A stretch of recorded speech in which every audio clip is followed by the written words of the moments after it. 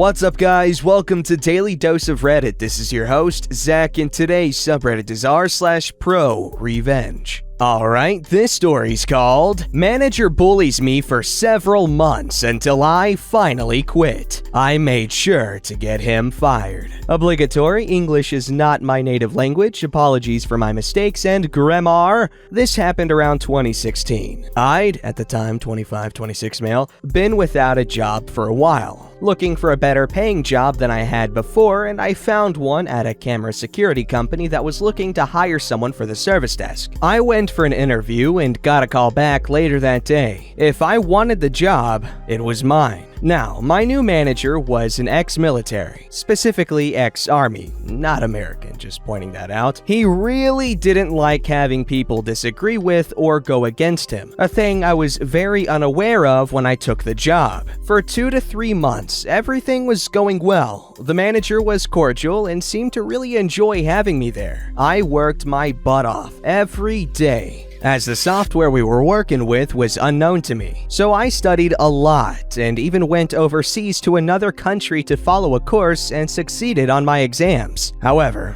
after that period, my grandpa, who was like a second father to me, suddenly was hospitalized after a brain bleed. An aneurysm? He was found in the shower. He had collapsed after he pressed his panic button. Assisted living?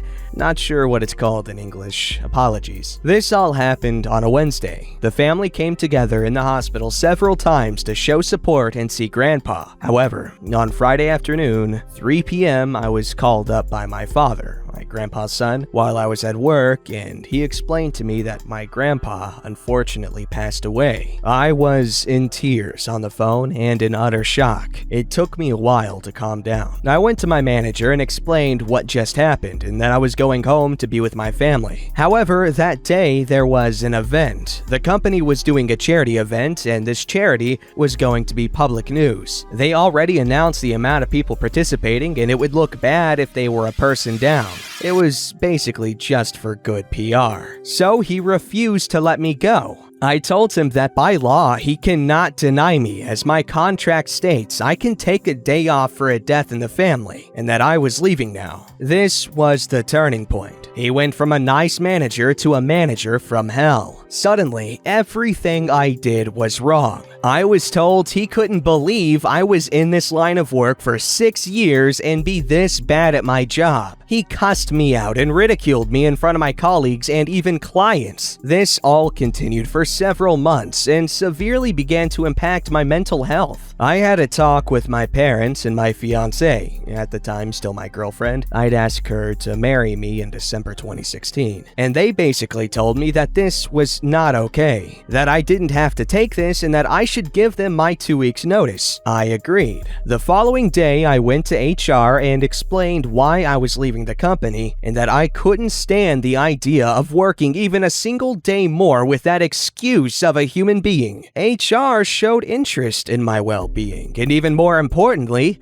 in what I was claiming about my manager. They had received more complaints about him, but nobody had proof of his wrongdoings. So they asked me if I had proof. I told them I'd be looking for a new job, but I'd gladly fit in the time to collect all I could. For the next 2 weeks, I collected everything: memos, emails, voice recordings. When on the phone, the calls are automatically recorded, and the dumbass was stupid enough to cuss me out while I was on the phone. Lucky me. Also lucky was that my colleagues at the desk had my back this entire time. They'd been trying to cheer me up, said I was doing fine work, and that they also didn't understand this man's behavior. So when I came by and asked if they'd mind signing a document that everything I stated in the paper was true, they gladly did. I had one last talk with HR and him at the same time the last day I was there. Before he even walked in, I told the HR person who was mediating, he's gonna walk in, say what he wants to say, and I'll be quiet and listen. When he's done, I'll explain my side, and he's gonna interrupt me, tell you I'm lying, and talk about completely unrelated subject matters to drag the conversation another direction. She looked surprised at my comment, but had no time to respond as Mr. Army Man walked in and began his spiel, exactly as I stated. He'd blurt his side out, and once I tried to talk, he'd consistently interrupt interrupt me and tried to pick fights. Eventually, I got up, told HR, "I told you so. Here are the documents you've asked for." I placed a filled folder with several dozens of emails, plenty of memos, and a USB containing 3 phone conversations and even video footage of him yelling at me. In both voice and video recordings, you could easily hear him cuss me out. I gave the manager a big, bright smile, who was smirking victoriously, and said to him,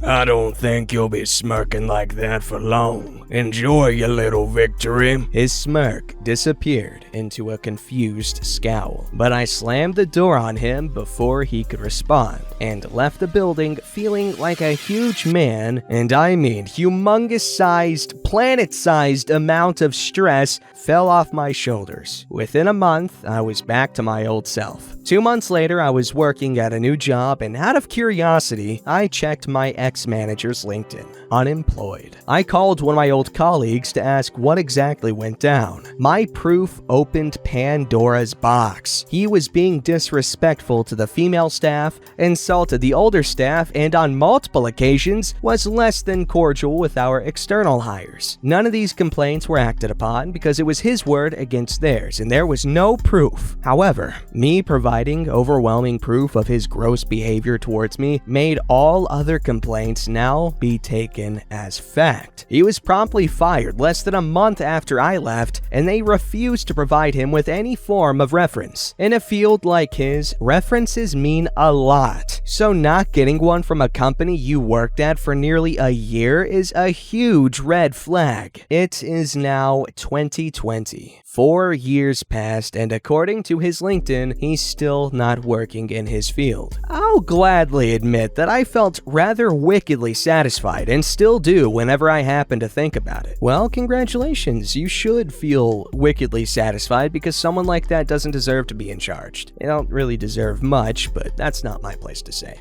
Alright, this story's called Fake a Broken Arm, I'll Get You Deadlined. Years ago, back in high school, I worked in a retail hardware business, along with a few part-time guys going to college. One of our jobs was accepting deliveries from the corporate warehouse. Because the truck was full of merchandise, some for our store, some for other stores, we weren't allowed to go into the trailer. The truck driver was responsible for going into the trailer and pushing the boxes of merchandise onto the rollers, where we would then take possession, check them against the bill of lading, and then sign off receipt of the items. It was a smooth process until a new truck driver was hired. He was your stereotypical truck driver. Big belly, greasy hair, a loud mouth, and constantly smoking. And he was lazy. The first time he arrived, he told us to unload the truck ourselves, went to the crapper, and stayed there for over 30 minutes. I unloaded the truck. It took far longer than normal, but I was diligent and did not remove any items that were not ours. This continued for several weeks, and the unloading process took away time that we could have used putting merchandise on the shelves. The boss finally had enough and called corporate. The driver must have been reprimanded because when he backed into the loading dock the next week, he hopped in the trailer, set up the rollers, and began unloading. But he was going to get even.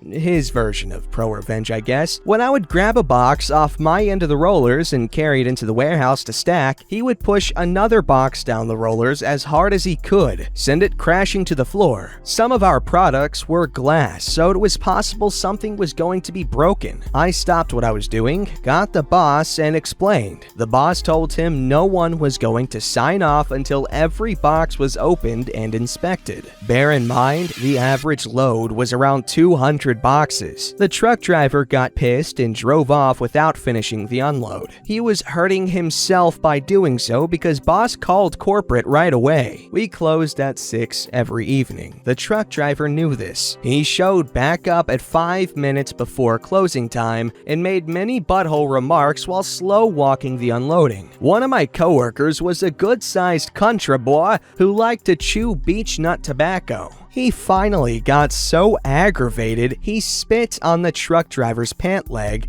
and told him to or else he'd whoop his ass. He shut up, but for the next 3 or 4 months, whenever he showed up, there was some kind of conflict. He would go out of his way to make the simple act of unloading a truck as difficult as possible. Fast forward to December. It was cold, and the delivery was twice the normal size. Christmas season. He parks, gets out, and informs us his arm is broken, and therefore he is not going to help with the unload. I was ambivalent, but my big country coworker was tired of this man's nonsense. What the truck driver did not know was that there was a state trooper in the store shopping. He was a close friend of my coworker, who had gone out front to find him and told him about this truck driver. Little did any of us know, in my state, you cannot legally drive a big truck unless both arms are in working order. ADA may have since changed this law, I don't know. The trooper came back to the loading dock and demanded to see all of his paperwork. He then conducted an inspection of the truck. I learned a lesson that day. Tickets from state troopers are expensive as hell. Truck driver got 3, and then the trooper held his license and deadlined his truck until he went to the hospital and got a clean bill of health on his arm. He had to pay for a cab to the hospital because none of us would drive him there. Little did he know, after he left, the trooper took the truck driver's license and paperwork, stuck it under the windshield wiper, and left. The truck driver came back 3 hours later with paperwork. We can only assume that he had to go to the emergency room and get x-rays. He was extremely pissed when he learned what the trooper did. He was even more pissed that we were laughing at him and stood in front of the store, waving at him as he drove off. We never saw him again.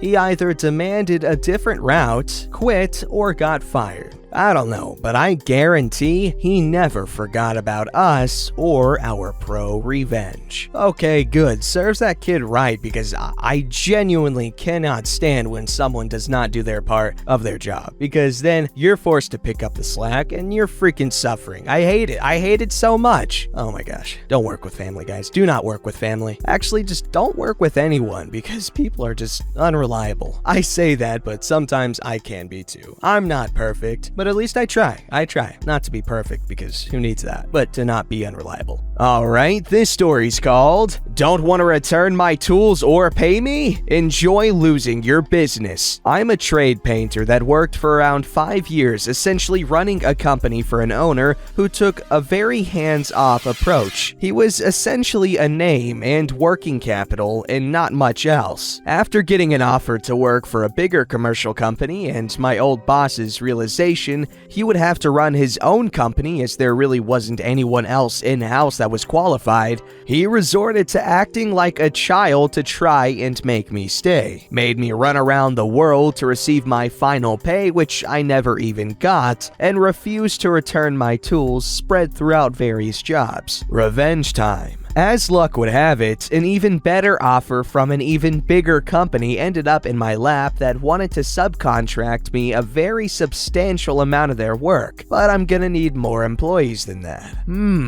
So I go through and call each and every member of the original company and offer them a $3 an hour raise to work for me, which all of them accepted. After all, they know me. They've worked for me for years, and it's more money. No brainer. They barely know the owner, and what they do know, they don't like. I then ask them to grab only my tools, which was the vast majority of the tools on all the jobs, from their respective jobs when they leave for the weekend on Friday. Monday rolls around, and my old boss is getting calls left and right from supervisors asking why nobody's at work and what's going on. He was so hands-off, he didn't even have employees' phone numbers to call and ask them.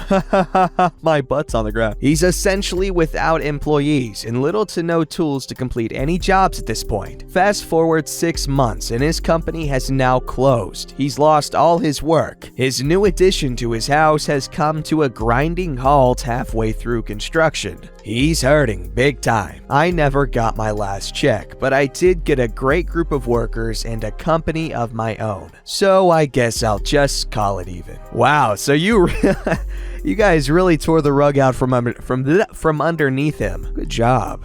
This story from r/census is called A Sad But Happy Story. About a week ago, I had a case at this older house that was a local historical landmark that is over 100 years old. From the outside, you see a few cats and beautiful architecture. I approached the house and it's an older man living by himself. At first, he was hesitant about it and seemed a little out of it. He ends up accepting and ends up doing the interview outside. Throughout the interview, I ask if anyone is living there, and he says it was just him, and his cats being the only reason he is still living. He ends up telling me about his wife and his children. His wife passed on, and children rarely visit. I sympathized with how he was feeling, and he finished up the interview. I say thank you for his time, and he says, Please don't go. I'm all alone. Please have a seat and talk with me. I end up talking to him for about 10 minutes about where I have traveled since he was interested in where I had been. We talked about his cats and how different life is from when he was born. He was in his 90s. I have to move on to my cases, and he thanked me for stopping by for talking to him. No one wants to sit and talk with an old man like myself, and it means a lot, young man. He asked if I see anyone nearby to ask if they would like to talk to him. As I'm leaving, he yells out, What is your name? I tell him my name, and he says, Thanks, OP. You are an amazing young man, and I hope to talk with you again sometime. Oh, okay, well that is kind of sad. But it is nice that he got some human interaction going on for at least a little bit. I'm sure there are clubs and stuff for people in his situation, and I'm sure there are many people that would love to spend time and talk to him, every now and then. So, I don't know. If he's able to, he should probably get that set up, but, well, he probably would have by now. Don't forget to like, subscribe, and hit that bell to never miss an episode.